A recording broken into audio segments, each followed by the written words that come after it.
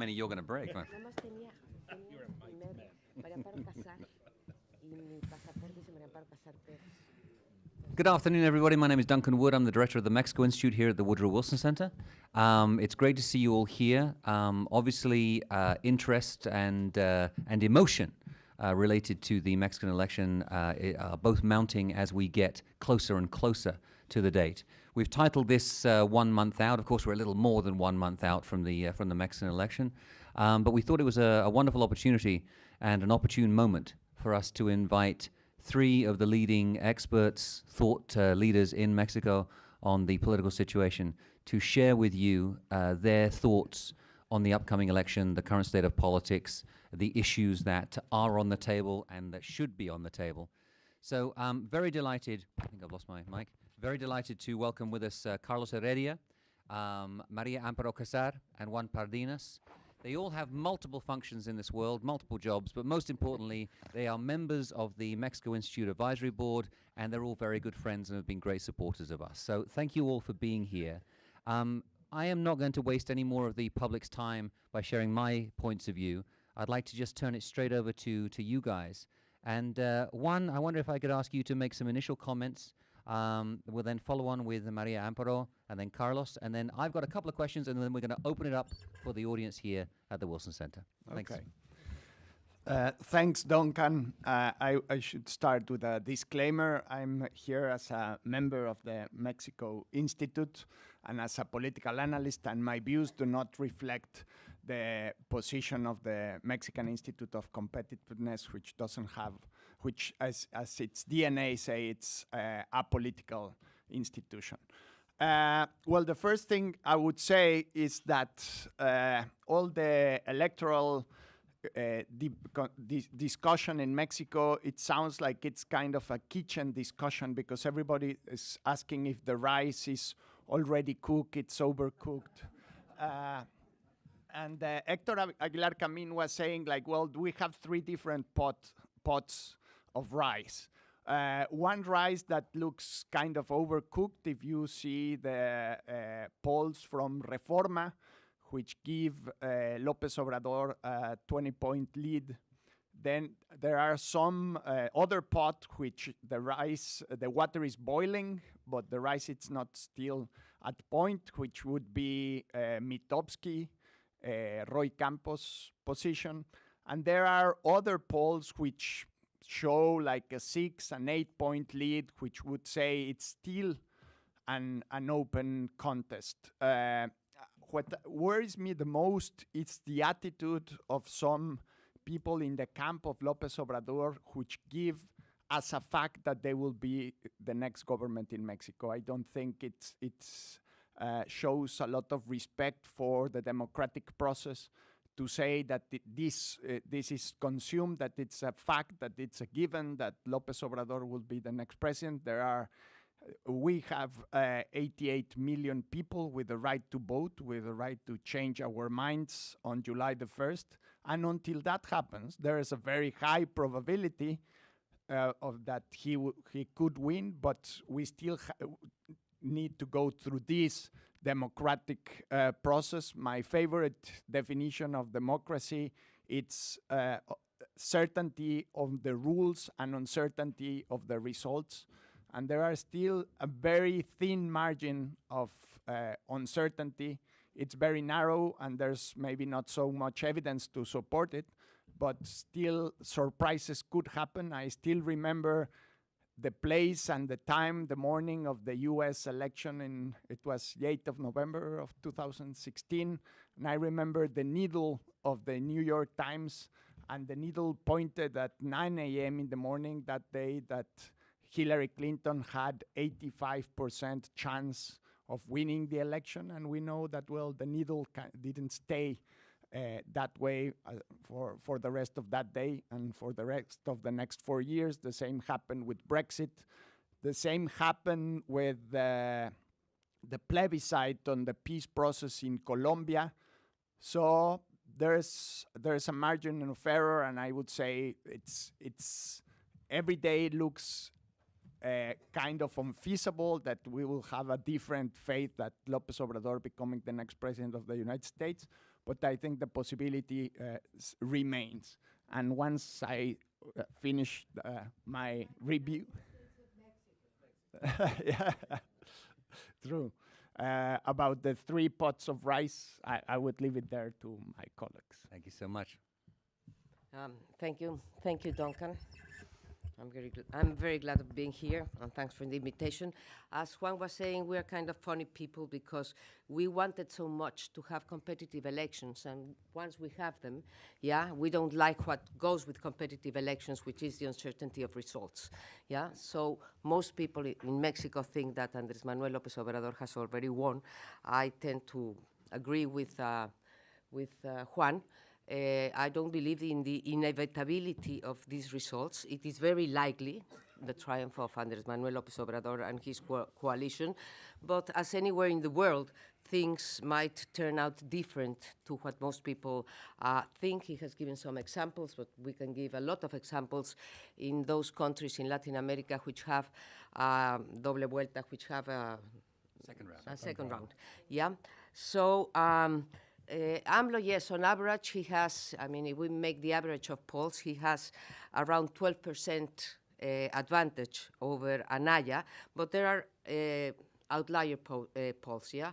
Those that say, like GEA-ISA, that he has only 6 points, and those that say, like Reforma or Consulta or El Financiero, that say that he has 20%.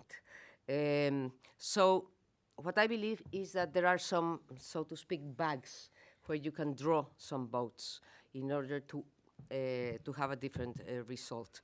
And assuming that Anaya keeps his second place, assuming that, yes, I think there are voters that have not made up their minds, around 20%.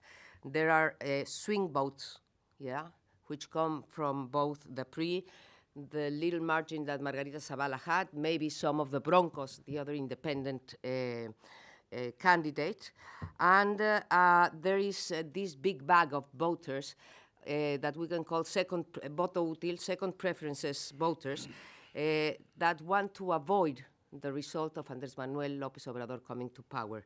Yeah, for starters, there are 32%, just as there are 60% of people that say that would never vote PRI, there is 35% of voters that say that will never vote Andrés Manuel López Obrador. So I believe there are these 3 or 4 bags where votes can be drawn in order for those people that want to avoid López Obrador to come to power, I mean, to do it, no? Are these enough? Yeah, I think they can be, yeah? These 3 or 4 bags. First, but what would it take, yes, to get those votes? First, the alignment of governors. Mexico is divided. Morena, that's López Obrador's party, does not have any single state, yeah? Well, you could say half of Mexico City, but does not rule any of the 32 states of Mexico. So the alignment of governors, which is divided between PRI, PAN, and PRD, is very important. Second, the understanding, of course, between Peña's government and Anaya's team. I think that's a very important factor or variable. And third, the slowing down of José Antonio Meade's or the pre-coalition campaign. Yes, I think those 3 factors are crucial for changing the results. So, but what can prevent this from happening? The alleged agreement between, and I say alleged because it is just a rumor, the alleged agreement between Peña's government and López Obrador. There's a lot of people claiming that Peña prefers López Obrador to win than Anaya, yes? Second, the fact that this is the biggest election, and we have elections in 30 states out of 32, and this means that presidential voting usually has the coattail effects in local elections, so that might benefit López Obrador, who is the front runner. And indisciplined, PRI, yeah, not willing to follow directions of Peña Nieto or the head of the PRI or whatever, yes? So those 3 factors run against the fact of being able to draw votes from these 3 bags I was talking about. And I would like to talk about the 3 possible scenarios that I am envisaging. Do I have time? Yeah? Yes. Lopez Obrador wins, if not with a landslide, he wins with a comfortable difference. And in that case, there will be no legitimacy issues. Yeah? But there are two possibilities. He wins a majority in Congress. He cannot win the majority of the country, yes, because there are only 9 governorships in dispute. But he wins a majority in Congress, or he wins, but with a minority in Congress. What are the chances of he winning the majority in Congress, and why is it important? Well, according to polls, which are even less precise than presidential polls, yes, most of them say that Lopez Obrador coalition will get between 39% of Congress and 52%. Yeah, that would mean that he would have a majority in Congress. Okay, what's the problem with a majority government, which we have not had since 1997? Is that we would have less checks and balances. Yeah, for someone that has shown himself, I mean, an executive which, when he governed Mexico City, was a little bit authoritarian. In the first part of his government, he didn't have the majority in the local Congress, yes, and he decided things like, for example, not publishing the fiscal code that was passed by the majority, the opposition majority in the local Congress, right? So he would have less checks and balances, and it is not only having the votes for passing bills, it is also having the votes for appointing the people to the judiciary, to autonomous institutions like the Banco de Mexico or the Telecommunications Institute or the Transparency Institute and the rest. And that may weaken these kind of institutions, having even less checks and balances. But maybe, you're going to kill me, but maybe it is worse, or it is more dangerous to have a minority government with Andrés Manuel López Obrador. Why do I believe it could be more problematic to have a minority government? Because in a presidential system that has dual legitimacy, the president may be elected with a mandate which is very different from the one in Congress, yes? And, well, I have heard the following, and I am citando textualmente, I am quoting, I met with part of Lopez Obrador team. I believe you were there, Juan, that time. And they were saying we were having a meeting on security, a conversation on security, violence, and corruption. And they explicitly said, we will not be a hostage of Congress. I am not very sure how to interpret this. We will not be a hostage of Congress. That means that they will overrule Congress if they do not agree, if they do not manage to come to a compromise or whatever. So, as I was telling you, I mean, if you go through, Andrés Manuel López Obrador has been very successful in planting one idea, that he has never governed in Mexico, but he has. He governed for 5 years, yes, and he governed like he did, yeah, doing, curbing government, or, for example, not publishing a law, or, for example, not appointing the Transparency Institute, or not giving resources to the Transparency Institute, or through decrees, yeah? So I am afraid that this scenario in which he is a minority will, he could say, well, if you do not let me govern and make good my political offer, then I will let people decide. He has said this several times. He will resort to these direct democracy mechanisms that now we have in Mexico. The second scenario is the Anaya wins with a small margin. That's going to be very difficult. It's going to be, I mean, it could lead to political turmoil. The perception is that AMLO is winning, and it is so extended, this perception, that fraud and illegitimacy will be casted upon a result where Anaya wins by a small margin. And the tiger may be unleashed, as Andrés Manuel said. And then there is a third scenario, which I fear the most, which is, for me, the most ominous scenario, which is AMLO wins with a small margin, one of less than 5%, yes. Anaya manages, to get close. And then the margin is less than 5%, and then there could be the temptation of annulling the electoral process. Yeah, I fear that one a lot because, I mean, suppose that Andrés Manuel is 10 points ahead. Yeah, it is more or less easy for Anaya, yes, to overcome that difference. He gets 6%, 6 more points, and then the difference is 5%. Our electoral law allows for the annulment of elections if the difference between the first and the second place is less than 5%, and one of the two contenders, yes, goes to the electoral tribunal. In that case, what can they say? Well, they can say that that they overstepped the limits of campaign spending. And that is very easy to prove in Mexico, yeah?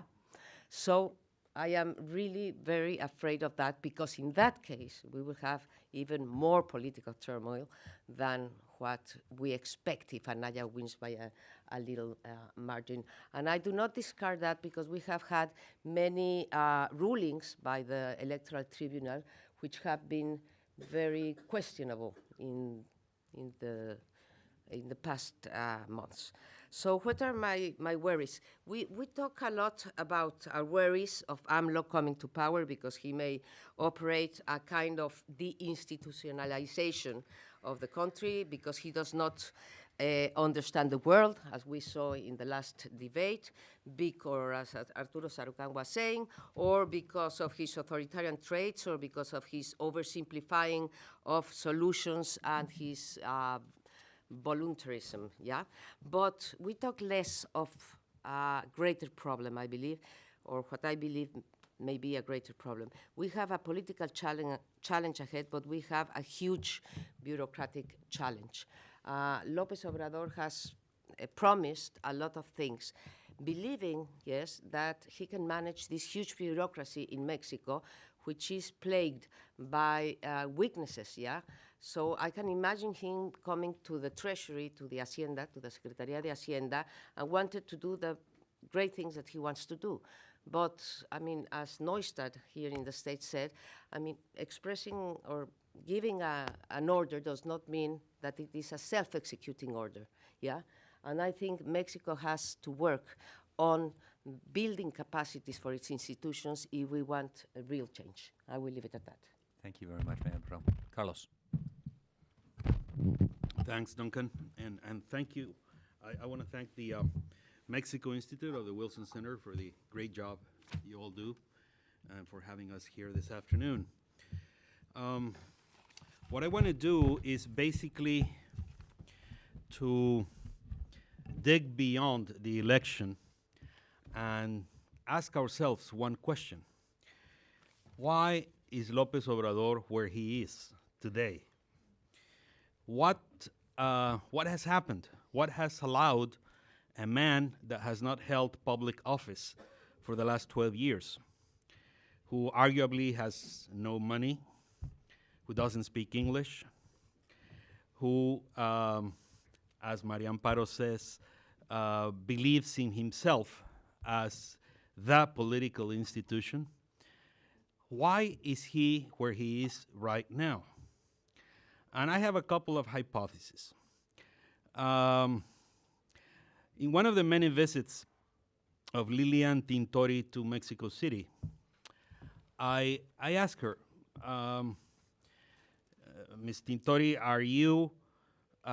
do you see yourself and your colleagues in the Venezuelan opposition as at least partly responsible for Hugo Chavez having become president and Maduro afterwards? And her mother-in-law was with her. And she interrupted me and said, "Sir, you obviously do not know Venezuela." And I say, "You are totally correct. I do not know Venezuela. But I still want to ask the question." And Lilian Tintori said, yes, we are responsible.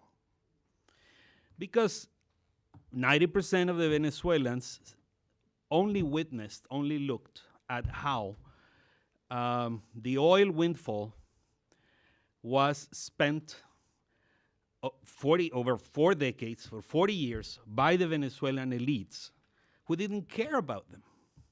So one day, somebody arrives and says, listen, I care about you. Do I have the solutions? Do I have the policies that it takes to narrow inequality, to lower poverty? Who knows? But I do care about you. And those guys that are using the PDVSA money to go shopping to Miami every weekend, they not only not care about you, they deeply despise you. So, comparisons are always very risky and dangerous. But now that we hear one day that AMLO is sick and cannot get there because he's very ill, and that, you know, something's going to happen, that he will stumble and become again his worst own enemy and not get to the finish line, or that Peña Nieto will manage to steal the election, you know, like they stole the election in Estado de Mexico in 2016, although at that time it was only a 4 to 5 points margin, and it's a much wider margin now. But I think that we have to ask ourselves as Mexicans, what are we not hearing? What are we not looking at? What part of the conversation are we missing? Because there are many Mexicans out there who think otherwise. They don't see this as a big risk. They see this as their chance to be part of the whole political process from which they feel totally excluded. So that is the kind of question that we need to ask ourselves. There has been, you know, an exchange of barbed wires between the Consejo Mexicano de Negocios and AMLO, and one says, así no, the other one says, así sí. But then again, the big question to me is, how do we build a country that addresses the big gaps, of inequality gaps in Mexico, and allows for upward social mobility, other than the country we have now, where Enrique Cárdenas, every couple of years, of the Centro Espinosa Iglesias, and I wish he would have been in the ballot in Puebla, but publishes results that tell you that if you are born in a family in the Sierra Mixteca in Oaxaca, and that's the lowest 10% of income, you have absolutely no chance to climb to the upper echelons of society. So, if you allow me to put it, you know, my analysis in this framework, Enrique Peña Nieto did everything that AMLO needed to be where he is now. I mean, we all know priistas. I served in the Congress. I have friends in the PRI, even now. And I heard him say at the beginning of a Peña Nieto sexenio, I mean, we've always taken money from public coffers, but we used to share. These guys from Estado de Mexico, they don't even share. They want the whole pie for themselves. They want the whole cake and eat it. They won't share. And then, when there's a presidential election, they impose upon us as a candidate one of the members of their gang, who's not one of us, not a priista, even has to come to us and ask, will you take me as one of your own? Will you adopt me? Will you consider me a priista, even though he's running as a citizen candidate that's nonpartisan? And then you start seeing in many states the initial stage of an exodus of priistas towards Morena. The reincarnation of a PRI is taking place as we speak. Not the PRI led by Peña Nieto, Meade, whoever they appoint next week as head of the party, Aurelio Nuño.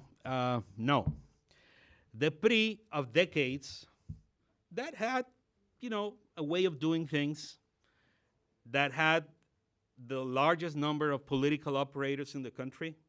Now that PRI is slowly migrating, we always talk about migration here, to Morena. And that's only the initial stage. Should Lopez Obrador win, then we're going to have the second stage of migration from priistas towards Morena. And Morena will become the new PRI, the primor. Well, the first three letters of each name. So. Second point I want to make. During the NAFTA 2.0 debate, Canadians and Americans, from union leaders to lawmakers, I met with many of them, and so did all of those in this panel, came to Mexico to say, you know what, we're looking at Mexican wages, and they're kind of low, if not miserable. We should address that issue in NAFTA, not beside NAFTA, not separately. We should address that issue within the agreement. And then the immediate reaction from our negotiating team was, oh, no. That's a protectionist ruse. You're going to use it as a protectionist excuse and say that we don't respect labor rights, and no, we don't want that. But was the reaction, yes, in fact, we have a wage problem in Mexico. Even in industries where productivity grows, wages do not grow hand in hand. So, did we acknowledge our problem? No. We said, oh, it's the Americans and the Canadians who are using this protectionist device, and after all, we know our workers. We've lived with our workers, and they endure, what they have to endure. They've done it for decades. So why should we change anything? And we come to a situation in which we are telling our trade partners, we don't need to invest in workforce development. So it's a very good thing that the Mexico Institute is putting out this paper on workforce development in North America. We don't need to invest in human capital more than we do. The workers, they'll put up to the task. So what do you want those workers to think? When people sing, the praises of NAFTA and say this is going to take us to the 21st century, they just don't feel included. They don't see themselves in that picture. And then comes somebody who says, you are included in my plan. I care about you. Whether that person, whether AMLO has what it takes to really deliver in narrowing inequality, in making Mexico a more inclusive nation, who knows? Who knows? But the point that I want to make is that the responsibility of the extreme economic, political polarization in which Mexico finds itself now, a lot of that responsibility lies in those groups of people who say, let him change, let him,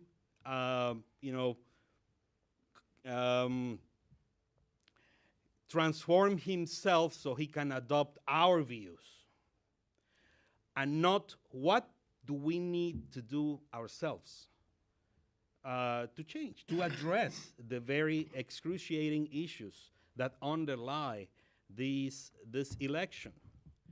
Finally, I think that in the debate, when was the debate? It's the second debate, Sunday. In the Yes. The day before yesterday. It's been a long week. It's been a long week, yeah. The issue supposedly was how can the U.S., how can Mexico in the world, how can Mexico work with partners throughout the world? We talked about Richie Rich, but we didn't discuss Mexico in the world. And the thing is, I see in the United States many people that are saying something that makes a lot of sense. If AMLO is elected, we need to work with him in lowering violence, in guns being shipped across the border. I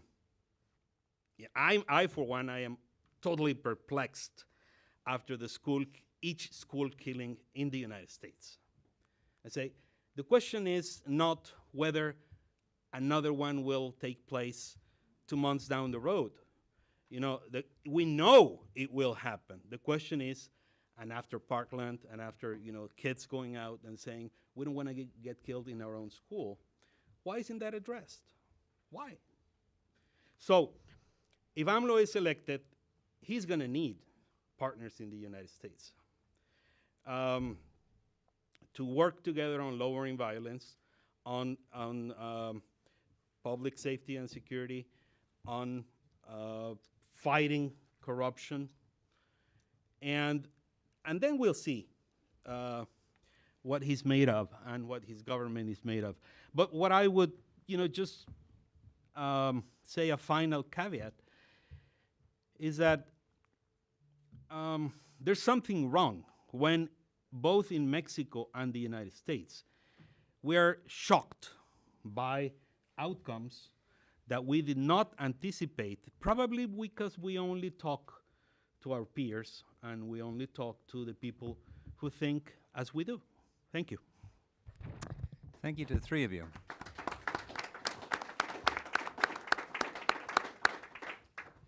Three very provocative opening statements from our panelists. I would like to put a question to them right now, and it builds on some of the things that Carlos just said.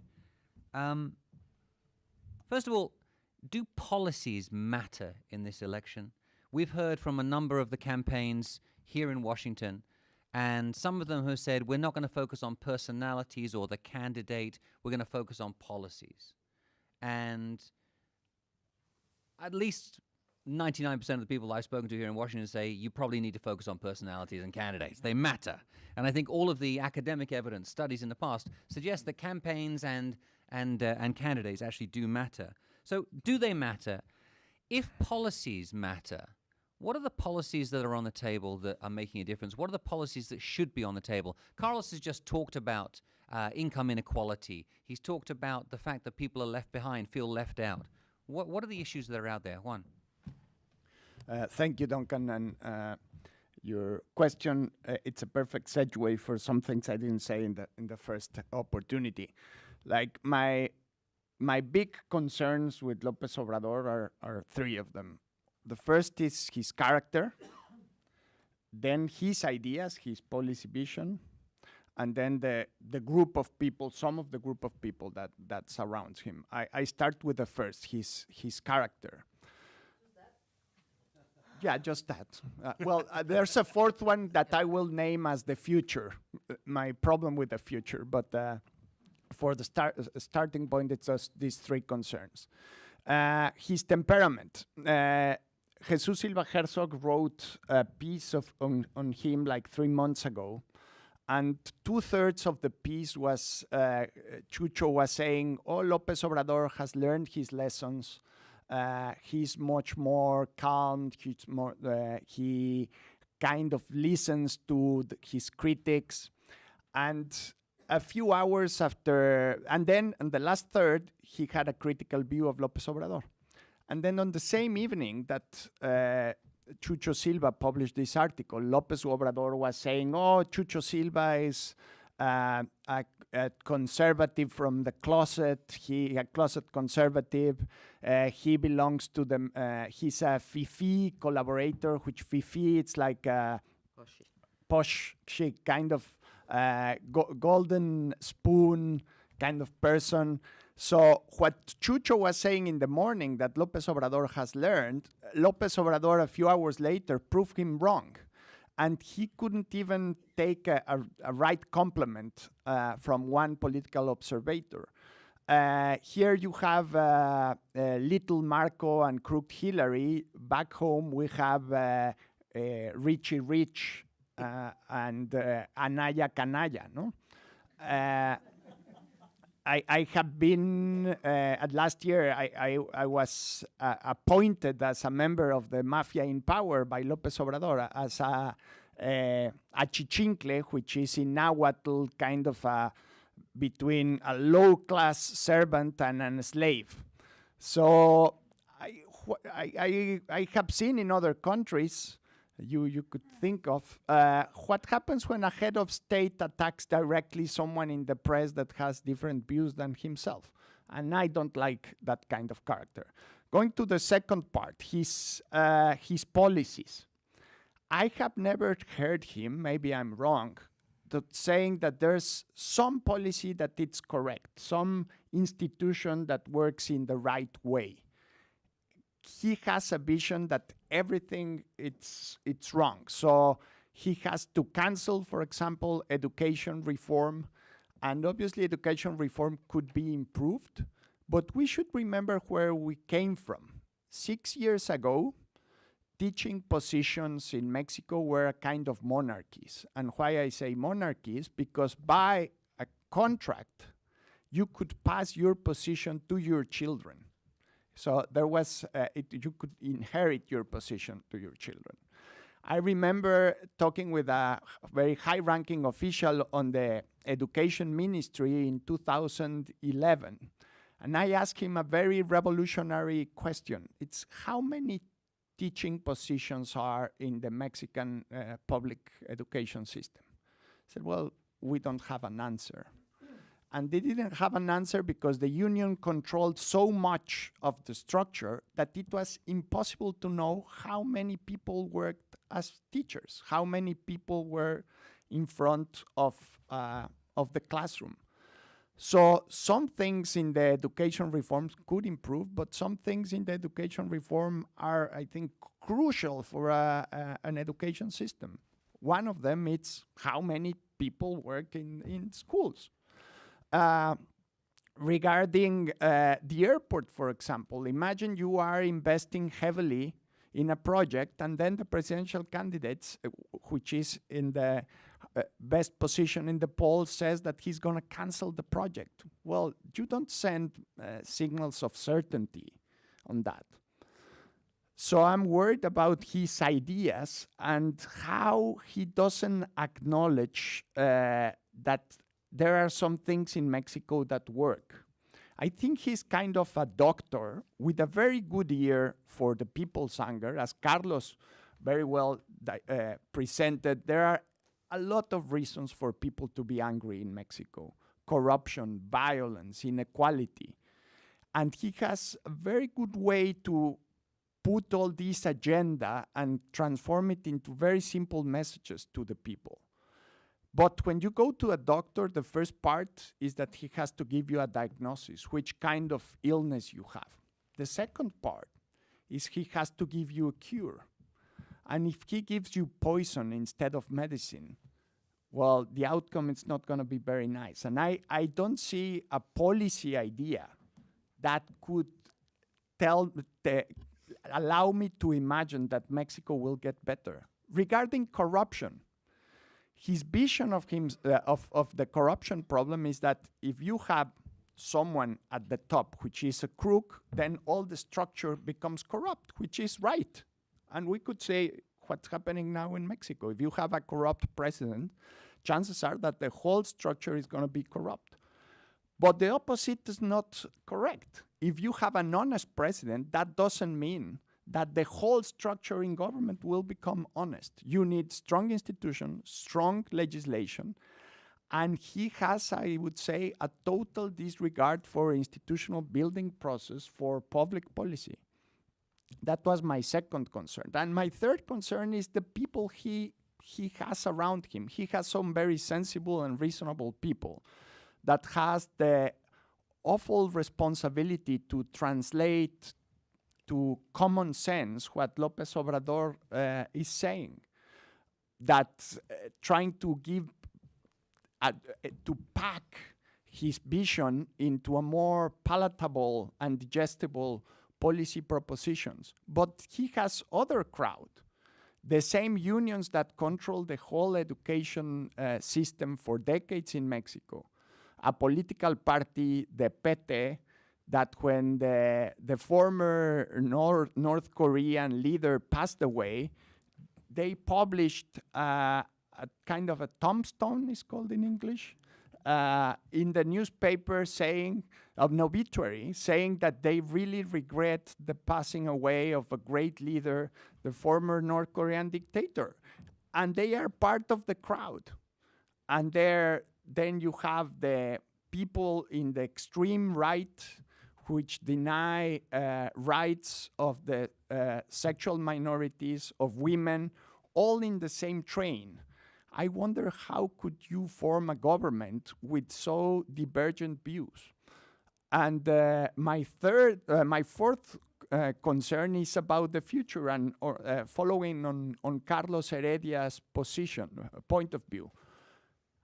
He was talking about the reincarnation of the PRI, but for a reincarnation, the first step you need is to die.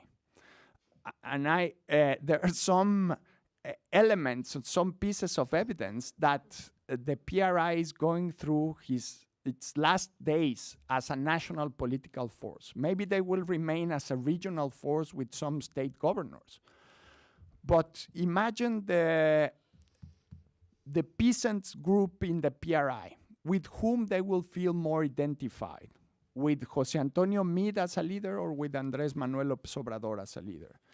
The leaders of the Pemex union, of the oil union, with whom they will feel more at home, with López Obrador or with the current leadership of the PRI.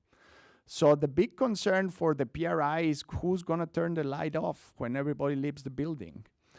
And the new political structure of the Mexican political system without the PRI as a main political force, you will have Morena that maybe they won't get the majority in Congress in the polls, but they will get it through political negotiation with all these parts of the PRI that will gladly go through this exodus into Morena. And remember how the PRI looked 50 years ago. If you were a union leader or a union member, well, there was a line and you could have your group and you could be a member of the PRI. But if you were a large entrepreneur or a small entrepreneur, there was also a line and there was also a group to talk to. And if you were an independent professional, there was also a line. If every group of society had a representative or an office or a caucus inside the PRI. And when you see Morena, it really looks a lot like the PRI of 60 years ago. And it took Mexico like 7 decades to get rid of that structure of political system. And it's really concerning for the future. How would it look for some of us? I'm kind of happy that democracy, it's going to work and the anger of the people will show in an institutional way through the polls. I think that's positive. But what are we going to create with the result of that anger? And that's a bit concerning. Thank you, Duncan. I just want to pick a fight with Carlos. I totally agree that AMLO is where he is for the reasons he's saying. Among other things, this government promised to get some policies for lowering inequality in Mexico, and they did simply nothing. One of the biggest promises the first day of government was, for example, to have this universal social security. And during the 6 years, not one word about that was spoken once again. And what I want to say, where I want to pick the fight, is in two things. When you say what we are not listening to, you're right, we are not listening to what AMLO very successfully listened to. But AMLO, Lopez Obrador does not offer to include them politically speaking, because people in Mexico don't want to be politically included. Yeah, they want to be included in wealth or in salaries, as you were saying. But second, are we responsible? Yes, certainly we are responsible. I mean, the political elite is responsible and the economic elite is responsible. But you were saying that the PRI was very stingy. I mean, they had the pie for themselves and they did not share. And I do not agree with that. I agree. What I see in the Mexican political system, what I see in the party system, the PRD, the PAN, and the PRI, is that they decided to share the pie of corruption. This country, not our country, not only democratized itself, it democratized corruption. Yeah. So now the pie is bigger or the same pie, yes, but they share it among the parties, and that's what explains, in part, impunity in Mexico, and that's what explains why Lopez Obrador is where he is, because, as you were saying, he has not governed for 12 years. Yeah, we could prove that when he governed, transparency and rendición de cuentas and accountability were not in their government, yes, and that they also stole, but now it was the PRIAN and part of it the PRD, so all of them are responsible. Does AMLO has what it takes? I don't know, as Carlos, but Duncan asks whether policies matters, and that the Woodrow Wilson decided that you were not going to talk about personality, but about policies. Good, but wrong. Sorry, well, it wasn't us, it was when the candidates and their teams came here. They said, Okay. we don't want to talk about personalities. Personalities, Yeah. okay. Do they matter? Of course they do matter, yeah, but they do not matter for getting votes, unfortunately. Democracy is like that. They do not matter for getting votes. Part of the why Lopez Obrador is where he is because he chose not to address policies, yeah? Because when you talk about corruption and you listen to Anaya or you listen to me, I mostly agree with what, I mean, they do not have a systemic view of corruption or systemic solutions, but I agree what they are saying. And I cannot agree with what Lopez Obrador is saying. But if I'm not from what we call the red circle, what people hear, yes, what do I hear from Lopez Obrador? I will eradicate corruption. What do I hear from the other two candidates? I will try to fight corruption, yes, by diminishing the flow of cash in government transactions or giving back, for example, extinción de dominio, yeah? That means taking the property of the delincuentes, of the criminals, yeah, to the state. I mean, if I use the word extinción de dominio, what does it mean for people? It simply means nothing, yeah? And Anaya and Meade, I think both, yes, have addressed public policies in a little bit more depth than Andrés Manuel López Obrador has done. If Anaya or Meade believe that policies win votes, they are, I believe, they are utterly wrong. Yes, people do not vote in general for precise public policies. Yeah, they don't even vote because we're going out of NAFTA or we are going to stay in NAFTA. Yeah, people don't care. People don't know what it means. And by this, I'm not saying that people are stupid. Yeah, simply they do not care about that. They care about getting deliverables. Yeah, last, I think one that PRI will certainly survive through governorships in a regional sense, yes, which is not negligible because now they have 14 or 13 of the states, and those 13 states are responsible for 54% of the budget in Mexico. Yeah, they have made a comeback once. Yeah. In 2006, they became the third force. Roberto Madrazo got 22% of the vote, and they made a comeback, a big comeback. almost a majority government, just by a few seats, 9 seats they were missing. So I wouldn't discard making a comeback. I hope they do not come back because Lopez Obrador fails or Anaya fails, but I don't think that we can discard the idea of the PRI coming back. Thank you. Carlos. Do policies matter? Well, I guess the one, again, policy divide that prevails on just about everything in Mexico is the divide between public and private. We look at education, we look at health, we look at utilities, we look at you name it, and that divide has not ceased to expand. And I think that policies do matter, maybe not to catch votes specifically, but I think that that enormous divide between public and private has harbored and has fostered this growing inequality gap. So I'm not saying that it's in the cards for over the next few years, but AMLO tends to put a lot of weight on the role of the state in the economy, the role of government in the economy, and he doesn't like privatizations. He likes, the state to have a big role in the economy. While at the same time, we are witnessing this enormous divide within Mexico between public and private. Over the 1940s, 50s, 60s, 70s, the elites went to UNAM. Now in the recent decades,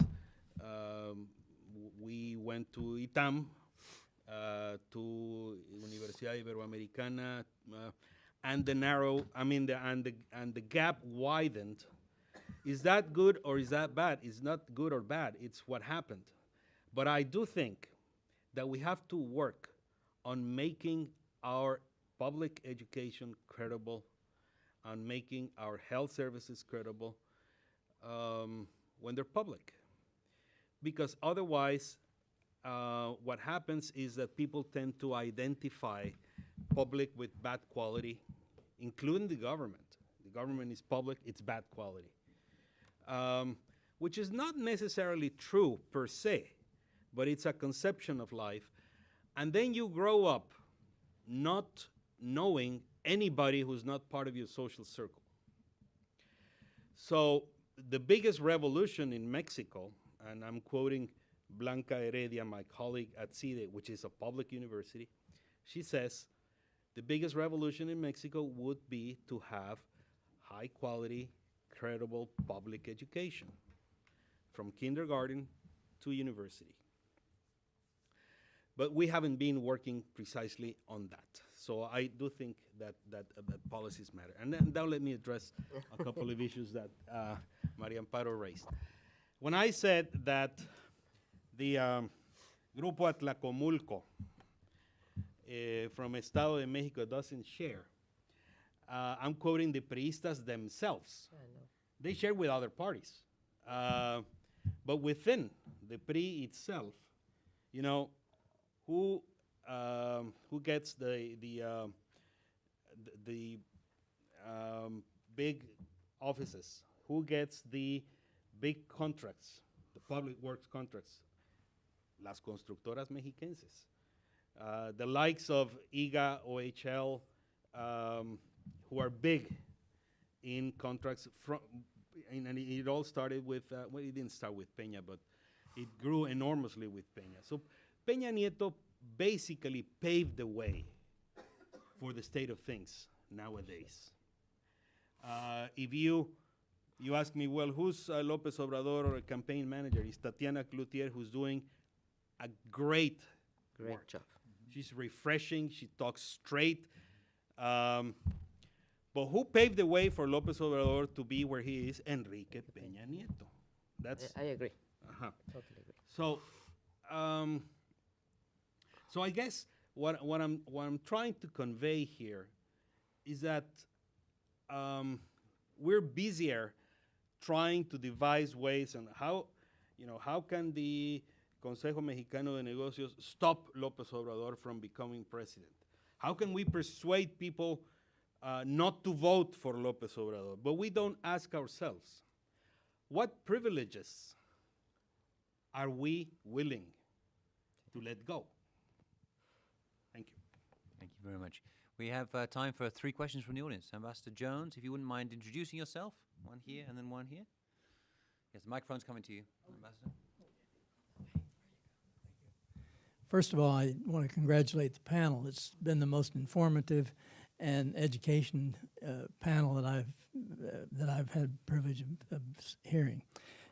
Secondly, I may be the only American who follows Mexican politics closely who is not that concerned whether Lopez Obrador wins or not, with the one exception that Juan mentioned, that is what he really intends to do on educational reforms. I think that would, if he took the same tact and obliterated it, I think that would set Mexico back.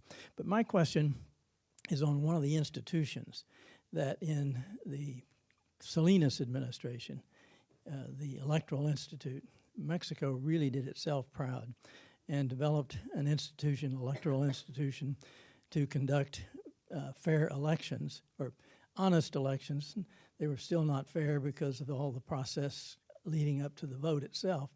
But at the end of that, even though it was a close race, the PRI got less than a majority for, I guess, the first time. The other candidates accepted it. And I particularly think that Cuauhtemoc Cárdenas, who's one of my heroes in Mexico, was exceptional in accepting it and moving on. The question I have this year is, there have been some reforms in the Electoral Institute since 1994. What is your opinion on their quality and their impact on this election? And if the election's close, do you think they will conduct themselves in a way that it'll still be accepted, the outcome? Thank you. My name is Liliana Gomez Fernandez. I am from the University of Arizona. And my question builds a little bit in one of the comments that Juan did, but I would like to hear from all of you. And it's about the topic of institutions and about like whether or not Morena will be like the new PRI somehow. And my question would be like, what do you think is the role of the check and balances nowadays? I see like very hard, and this is only like an observer point of view, that perhaps if the president says like, no, I want to like destroy the new airport, for example, that the power of governors, the power of investors, and the power of I think that a lot of what we have evolved in Mexico, I think that it's not going to be as the PRI in the 60s. So I would like to hear what are your assessment about like the role of different type of check and balances in the Mexico nowadays. Thank you. And the young man with the striped shirt, there you go. Thank you. Thank you, Pablo Villanueva. I'm an economist at hedge fund Rocos Capital Management. So the markets have shown us in the last couple of months that the sensitivity of Mexican asset prices is higher. Its sensitivity is higher to the NAFTA outcome than to the election. And if the election matters, is a little bit because of what we can learn in the election about the NAFTA outcome. How do you expect AMLO will renegotiate NAFTA if on December 1st this hasn't been finalized? Graciela Marquez was here a month ago or so, and she said we're going to renegotiate NAFTA, we're going to implement it. Should we believe AMLO's team about this? Because it's a bit contradictory to some of AMLO's promises that say we're only going to consume what we produce, etc. That's my first question. Do you believe AMLO on his views on NAFTA? Second, during the next 3 months, during the next 3 years, the global environment is going to be very favorable for Mexico, a very strong US economy, rising oil prices. There's a potential that some Congress action, if Morena wins the election. In this scenario, should we believe AMLO's promises that he's going to respect Banco de Mexico, he's going to keep his flexible exchange rate, he's going to have a stable macroeconomic situation, when the tailwinds are going to be very positive for him, and he's going to gain probably more popularity if this materializes. Thank you. Thank you very much. 3 excellent questions, or 4 excellent questions. Yeah, I will try to put all the questions together. The electoral institutions in Mexico are divided in 2. One is the INE, Instituto Nacional Electoral, which is in charge of organizing the election. And I do respect the people that work there and basically are giving their lives to give certainty to the results. But there's an electoral court, which is a part of the judicial system, which is one of a lot of the examples that when Carlos says that the real campaign manager of AMLO is Enrique Peña Nieto, the way this court is appointed, the decisions that this court has taken, one of them is putting this very unpleasant fellow El Bronco in the ballot, despite the fact that he rigged the process of getting the signatures to be part of the election. But this tribunal, which the acronym in Spanish is TRIFE, but a lot of people call them PRIFE, with good reasons for it. So they have lost credibility. And if there's a tight result, if there's a slim chance that Anaya could win and the TRIFE has to sanction, it's very strange that they didn't do anything to strengthen their credibility. And that's my concern, the lack of credibility of the electoral court. And it goes there to your question. I was talking to Denise Dresser about one article he's trying to pen, and I'm going to give a preview of it because the metaphor was so good. I'm sure everybody in the room have seen Star Wars. Well, Enrique Peña Nieto built the Death Star for the future president. And the Death Star is the most powerful weapon in the universe to kill institutions which main job is to check and balance the power of the president. And that was Enrique Peña Nieto's job. Just the last thing he did was to push for a law that allows the Mexican government to finance media in Mexico.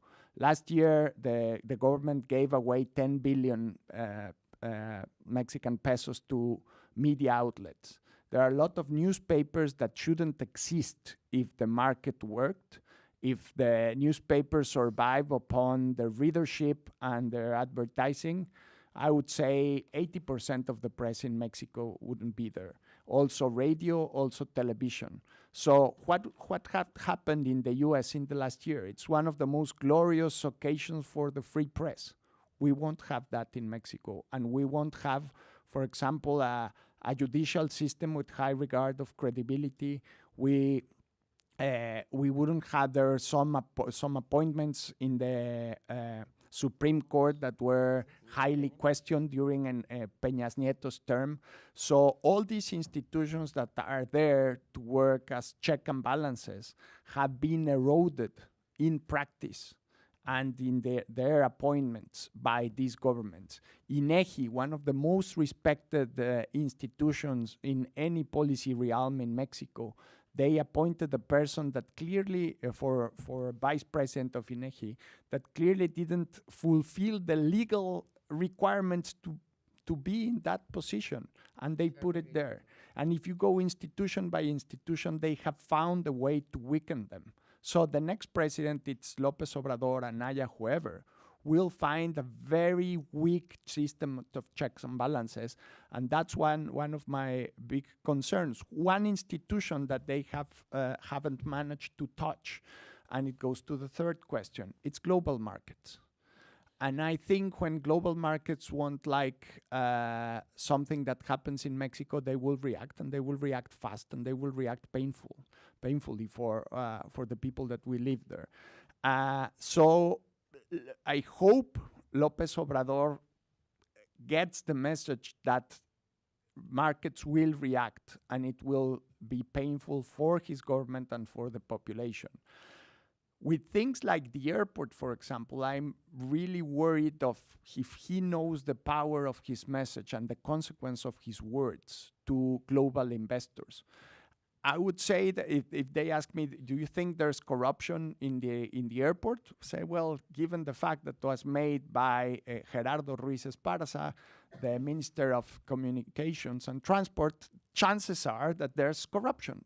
But you do research on these corruption cases, you prosecute them, you don't cancel the airport. There's corruption in Pemex. We're not going to shut down Pemex because there's corruption there. You prosecute these cases. So the approach that Lopez Obrador has creates uncertainty and the kind of conversations you don't want to have with fund managers, with people willing to invest in Mexico. One of the first responsibilities of head of state is to give a sense of serenity. And I think he hasn't mastered that as a candidate. And given his position on the polls, he should start seeing what will happen after July the 2nd and sending the correct messages to markets. And I think the most important of them is who's going to be his cabinet. He already named put some names on the table. My impression is that those names, most of them won't be members of his final cabinet. If he fulfills the position with people which first virtue is loyalty to him instead of academic or professional credentials, I think that will be the first sign that Mexico is going to be in trouble for 6 years. If he looks for the best people, no matter that they are not so close politically to him, people that could tell him, Mr. President, maybe that's not a good idea. I'm sure here in Washington you have kind of this challenge and feeling. And that's more or less what we're going to look ahead in Mexico. And this conversation, we should have it after July the 1st. But that would be my main concern. If the cabinet could work as a check and balance system for the president. Thank you, Juan. Marian Pro. I fully agree with Juan and the answers to each of. What? I'm surprised. Are you? I fully agree with him. I would just add, in the case of the electoral authorities, he's right, we have two electoral authorities. The disgrace in Mexico is that when we talk about electoral authorities, people tend to think about the Instituto Nacional Electoral. They do not differentiate between, I mean, we do, but people do not differentiate between the tribunal. The newspapers do not differentiate. Even the newspapers, that's true, yes. And that has lessened the authority and the legitimacy of the Instituto Nacional Electoral, yes. And that's very bad news for the results because we know we are going to have elections are going to be judicialized, would you say? Contested in the judicial system for sure, yeah? So that's the only thing I wanted to advance. Mariana, yes, I mean, deinstitutionalization that I was calling it was enacted by Peña Nieto, yes? They really mingled with most of the institutions and branches of government, let alone in the case of the the other 32 states. If Juan has some founded concerns for the independency of the cabinet and independency of these checks and balances with Peña Nieto, we have more with Andrés Manuel López Obrador because he has shown before that he's not willing to compromise, not even with his closest team. Yeah, I agree with Carlos that Tatiana has been the greatest thing that has happened to Andrés Manuel López Obrador. The thing is that will she or people like she be able, yeah, to constrain Andrés Manuel's willing, because he is the institution and he believes, and he has said it. I mean, he believes in himself, not in institutions. And one of the conversations in Mexico is you had Trump here in the States, but the States has very strong institutions and they can, well, yes, no? Well, that's what we hope, yeah? Trump, but we do not, yes, have that strength in our institutions. So it took us a lot of time to build Banco de Mexico and to build the INE, yes, and now half of the population does not believe in our electoral institutions, yeah? So we do have that problem, and we are, I'm not sure our institutions are up to the job. And finally, I believe the greatest constraint will be, yeah, global markets, as Juan was saying, and foreign investment. However, I'm not sure that Lopez Obrador cares about that, because he has this discourse about, and in part I agree with him, about reinforcing the internal market, yeah? And well, he makes these kinds of projections saying that if the public sector invests 2% of the GDP, then the private sector is going to invest to double its investment, yeah?